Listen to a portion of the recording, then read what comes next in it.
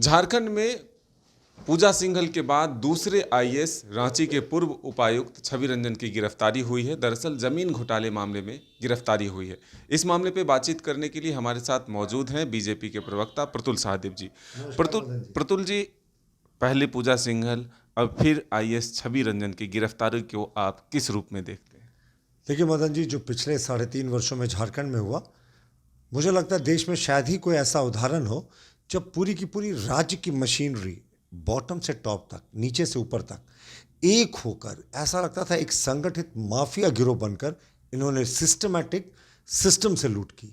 अब वो ज़मीन की लूट की बात करें, या यहाँ के खनिज संपदा की लूट की बात करें, या ट्रांसफ़र पोस्टिंग के नाम पर लूट की बात करें, ऐसा लगा कि पूरा सिस्टम एक हो गया। कुछ चुनिंदा अधिकारी हैं इस सिस्टम में अभी भी ईमानदार, या तो वो अलग थलग बन पड़ गए हैं या तो उनको सिस्टम से किनारे कर दिया गया। अब आप देखें साहिबगंज में जो कुछ हुआ वो दोहराने की ज़रूरत नहीं है, सब जानते हैं।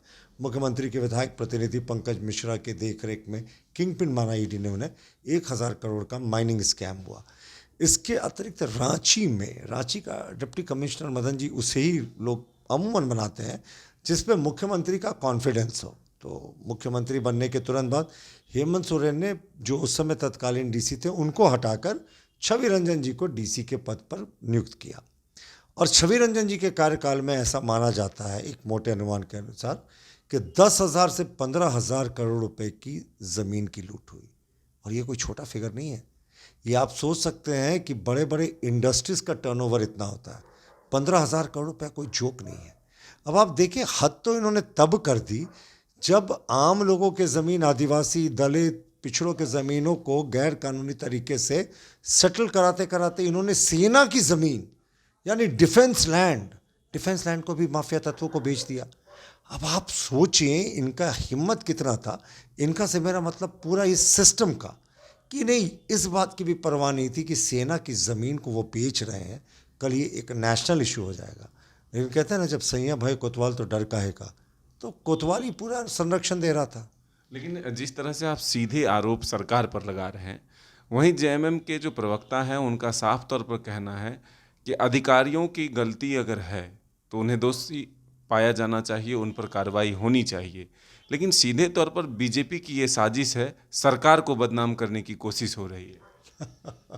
बड़े भोले या तो वो हैं या आप हैं। आपने अगर उसे मान लिया, या उन्होंने कहा और लोगों को भोला समझ रहे हैं, तो देखिए, सबसे बड़ी बात है ना कि जब इस तरह की लूट होती है तो वो भी राजधानी में, जहाँ मुख्यमंत्री बैठते हैं, मंत्रिमंडल के सभी सहयोगी बैठते हैं, और रांची में लगातार 15,000 करोड़ की लूट हुई, और मुख्यमंत्री जिनके पास स्पेशल ब्रांच, खुफिया विभाग है, जिसे एक आईजी स्तर के अधिकारी हेड करते हैं, एंटी करप्शन ब्यूरो है जिसे एक डीजी स्तर के अधिकारी हेड करते हैं, सीआईडी है जिसमें पता नहीं कितने ऑफिसर्स की प्रतिनियुक्ति, आईपीएस ऑफिसर्स की, डीजी उसे हेड करते हैं।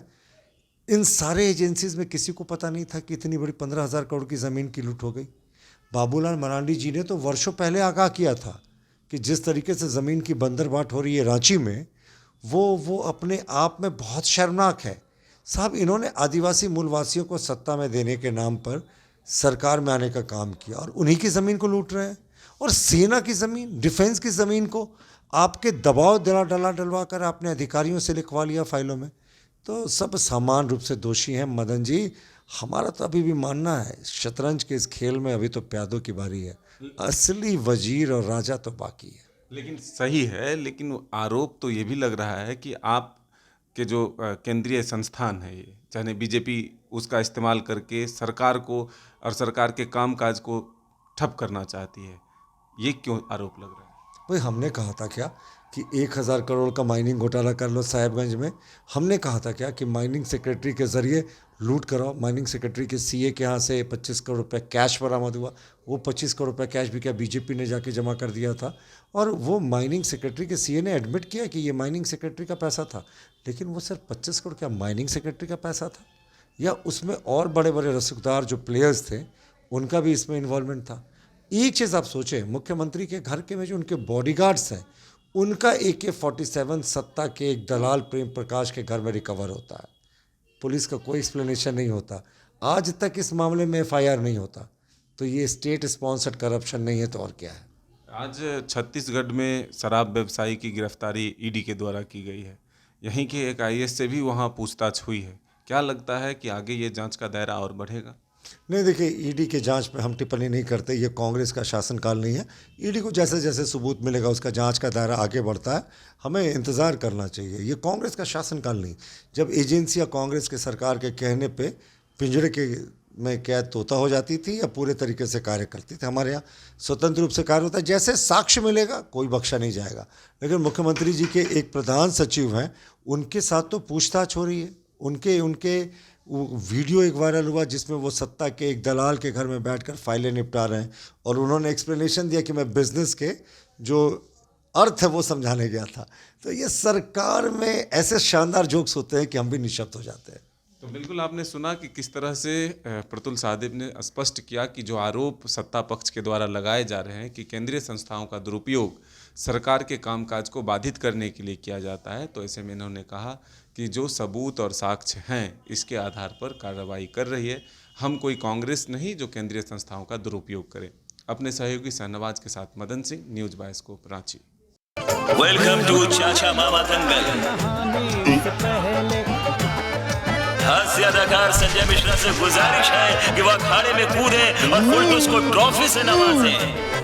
लगता है समाधि ले ली। अरे बुला रहे हैं। अरे बोल रहे हैं कि बुला लो। टॉप टेक सीमेंट, जो जोड़े तो छोड़े नहीं, मजबूती ही हमारी पहचान।